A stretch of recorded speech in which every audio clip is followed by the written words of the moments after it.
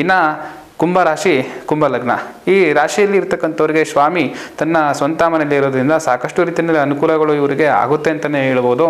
ಇನ್ನೊಂದು ರೀತಿಯಲ್ಲಿ ಕೆಲಸ ಕಾರ್ಯಗಳು ಸ್ವಲ್ಪ ನಿಧಾನ ಅಥವಾ ಸೋಂಬೇರಿತನ ಇವರಿಗೆ ಬಾಧಿಸೋದ್ರಿಂದ ಇವ್ರಿಗೆ ಸ್ವಲ್ಪ ಶ್ರಮದಾನ ಮಾಡಬೇಕಾಗ್ತದೆ, ಅಥವಾ ಎಲ್ಲರೂ ಫ್ರೀಯಾಗಿ ಯಾರಿಗಾರು ಕೆಲಸ ಮಾಡ್ಕೊಳ್ಳೋವಂಥದ್ದು ಇವ್ರಿಗೆ, ಅಥವಾ ಆಗೋ ಒಂದು ಸರ್ವಿಸ್ ಕೊಡುವಂಥದ್ದು ಜಾಸ್ತಿ ಆಗ್ತಾ ಹೋಗುತ್ತೆ.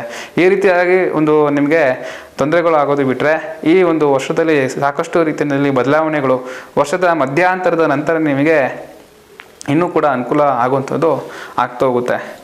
ಅದೇ ರೀತಿಯಲ್ಲಿ ಕುಂಭರಾಶಿಯಲ್ಲಿ ಇರ್ತಕ್ಕಂಥವ್ರು ಆರೋಗ್ಯ ವಿಚಾರಕ್ಕೆ ಅಂತ ಬಂದಾಗ ಮೂಳೆ ಸಂಬಂಧಪಟ್ಟಂಗೆ ಮೂಳೆ ನೋವಾಗಿರ್ಬೋದು, ಕೀಲು ನೋವಾಗಿರ್ಬೋದು, ಅಥವಾ ಕಾಲು ನೋವು, ಇಮ್ಮಡಿ ನೋವು, ಅಥವಾ ಸೋಂಬೇರಿತನ, ನಕಾರಾತ್ಮಕ ಚಿಂತನೆ, ಆಲಸ್ಯತನದಿಂದ ನಿಮಗೆ ಸ್ವಲ್ಪ ತೊಂದರೆಗಳು ಆಗುವಂಥದ್ದು ಆಗ್ತಾ ಹೋಗುತ್ತೆ.